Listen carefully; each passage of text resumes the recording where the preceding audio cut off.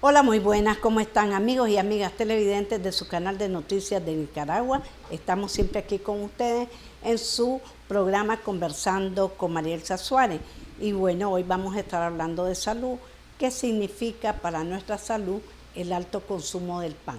Tenemos para ello a Luis Valle, que nos va a estar hablando de cómo perjudica la salud este alimento. Gracias por estar con nosotros. Bueno, muchas gracias, siempre un gusto, un placer poder estar aquí compartiendo estos temas con todos ustedes en sus casas, porque de verdad que lo que vamos a hablar hoy, seguro que si no es a usted que nos está viendo, algún familiar le está afectando y lo está matando poco a poco con muchos síntomas diferentes. Vamos a explicar por qué produce ese problema. Resulta que el trigo fue una de las primeras plantas que el ser humano aprendió a cultivar hace unos 9.000, 10.000 años. Y también aprendió que no se lo podía comer directamente, sino que necesitaba molerlo, lo molían con molinos de piedra, como fuera, y se hacía una masa con agua, se ponía a fermentar, y después de eso se cocía. Bueno, eso era un trigo silvestre, 100% natural, unas semillas que se iban pasando de generación en generación, que conservaban mucho lo natural. Y contenían una sustancia, como casi todas las plantas tienen unas sustancias que se llaman lectinas o sustancias que les sirven de defensa. Cuando son muy agredidas, muy consumidas durante mucho tiempo, los animales que las consuman comienzan a tener problemas de salud. Hay algunas plantas que se defienden tanto que uno, con solo una hojita que pruebe, se muere. De hecho, en las selvas, si uno se pusiera a comer plantas, no duraría ni 2 días. En cambio, si consume alimentos de origen animal, puede vivir mucho más tiempo.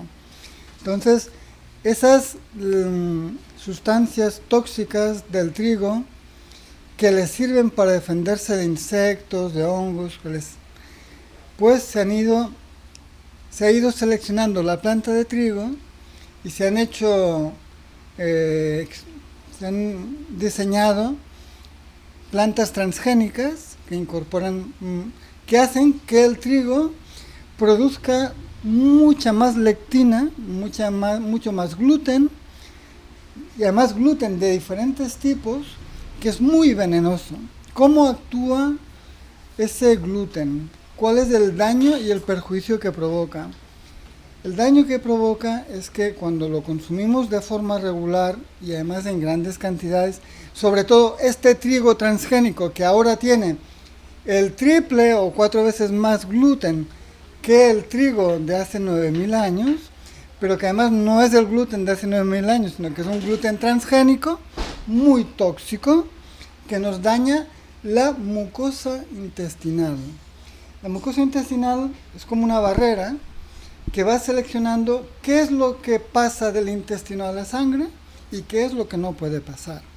Pero cuando el gluten daña la mucosa intestinal, esta mucosa ya se abre y no deja, ya no filtra. Es como cuando uno tiene un pascón agujereado, ¿no? Comienzan a pasar fibras grandes, comienza a pasar a la sangre muchos elementos que no deberían de pasar. Y eso hiperactiva el sistema inmunológico, y el mismo sistema inmunológico comienza a atacarnos a nosotros mismos. Entonces te daña articulaciones, de ahí viene artritis, artrosis, tendinitis, problemas de tiroides, comienzan a haber problemas comienzan a pasar muchas grasas sin procesar, problemas de elevación de triglicéridos en sangre, comienza afectaciones en el páncreas, se incrementa el riesgo de diabetes, hay problemas mentales de más Parkinson, más Alzheimer, porque hay una conexión entre el intestino y el cerebro. Si el intestino está perforado y comienza a dejar pasar muchas cosas que no deberían de estar en la sangre, eso también acaba afectando al cerebro. Y tenemos ahí una serie de problemas terribles. Entonces, como el gluten está en 3 cereales, lo tenemos en la cebada, lo tenemos en el centeno y por supuesto en el trigo. Entonces, ¿y en la avena? No, en la avena no está, aunque hay avenas que a lo mejor han sido procesadas en lugares donde se ha procesado trigo y puede ser que contengan trazas de trigo. Para una persona normal, consumir avena con trazas de trigo no pasa nada. Pero para una persona que padece que es celíaca, que tiene alergia, una hiperalergia al gluten, es el 1, el 2, a veces el 3% de personas, pues claro, un poquito de gluten que llegue a su intestino les produce unas alergias, unas inflamaciones intestinales, diarreas, vómitos.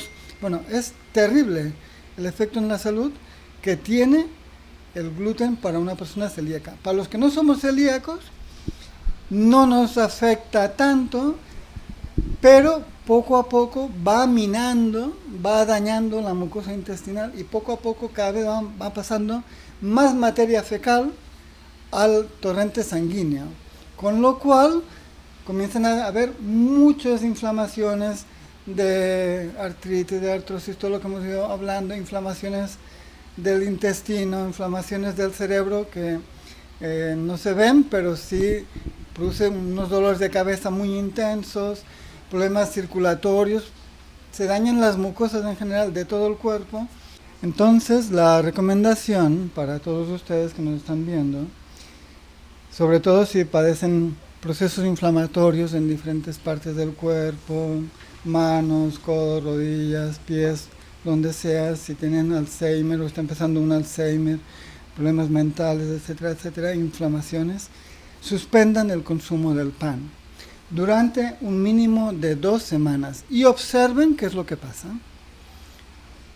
En 2 semanas van a comenzar a ver cambios. Si ven que hay una mejora sensible después de que han dejado el pan, pero no solo el pan, han dejado todo lo que contiene harina. Lo que tiene azúcar. No, sobre todo lo que contiene, bueno, el azúcar también es muy inflamatorio, ¿no? Sería bueno dejar también el azúcar, pero dejando el pan, las pastas, las reposterías, todo lo que las galletas, todo lo que contiene harina, déjenlo, no sigan consumiendo nada de eso y van a ver un cambio espectacular de mejora sensible. Entonces, ya saben, tienen que eliminar ese consumo de estas sustancias. Hay alternativas como pan de plátano, hay otros panes sin gluten, pero a veces en los supermercados hay panes sin gluten, pero son peor que el pan con gluten, porque llevan una cantidad de aditivos terribles.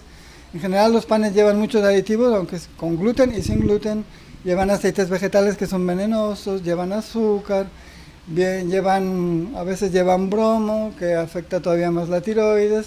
Bueno, son terribles, entonces sí, hay que suprimirlo. No, el plátano, sobre todo verde, cocido, pues no tiene, o aunque sea frito con aceite de coco, con manteca de cerdo, pues no tiene ningún... O plátano maduro cocido también. No, el plátano maduro ya no es tan beneficioso porque tiene mucha fructosa. Ya se ha convertido el almidón en fructosa y la fructosa pues acaba afectando el hígado y un montón de daños que no es muy recomendable. De vez en cuando, pues, pero no es para estarlo consumiendo diario, el plátano maduro. Saliendo un poquito de tema, pero siempre en el tema de la salud. ¿Y las frutas qué tal? Bueno, ya esto lo hemos abordado ya en algunos otros programas, pero en general pasa como con el trigo. No es lo mismo una papaya criolla de un productor que ha conservado las semillas desde hace muchos años, que es una papayita con fibrosa, que es muy saludable, no se consume en exceso, ¿verdad? Porque lo más que deberíamos de consumir al día de fructosa son 25 gramos. ¿Esa es una taza? Es una onza. puede ser unas 4 onzas de fruta que tenga un... El problema es que ya ahora la papaya es una papaya transgénica, que tiene una fructosa transgénica.